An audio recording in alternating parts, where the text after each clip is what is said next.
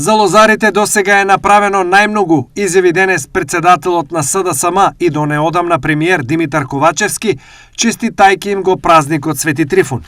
Оно што е многу значајно е што владата успеа да направи голем број на мерки и голем број на активности за унапредување на производството на вино. Ветивме авансна исплата на субвенциите и ветувањето го исполнивме. На крајот на минатата година 30% од основната субвенција е исплатена на производителите на вино и на другите земјоделци и со тоа тие добија авансно 12.000 денари субвенција. На крајот на 2024 година лозарите ќе добијат повторно авансна исплата. Уште едно исполнето ветување, оваа година поддршката за зелена нафта се зголемува за 100% и таа ќе изнесува 9600 денари по секој хектар лозов насад.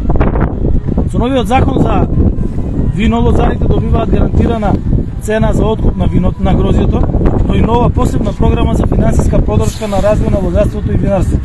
Лозарите не го демантираат Ковачевски, но велат дека клучен проблем е следниот.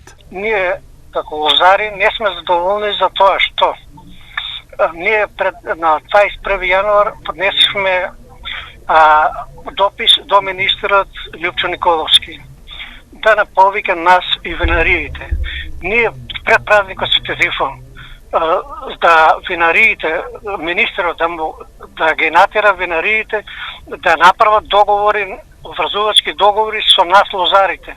Да знаеме ние сега пред празникот Свети Трифун колку количина може да произведеме, по која шеќерност, треба, например, по која цена и рок на исплата.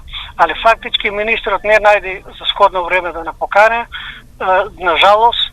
И сега ние што треба да правиме сега? Ние ќе кроиме, фактички ќе работиме, али не знае, узало ќе работиме, узало да не седиме, затоа што не знаеме сега ни дали да кроиме со колку папки да го кроиме лојето на родност.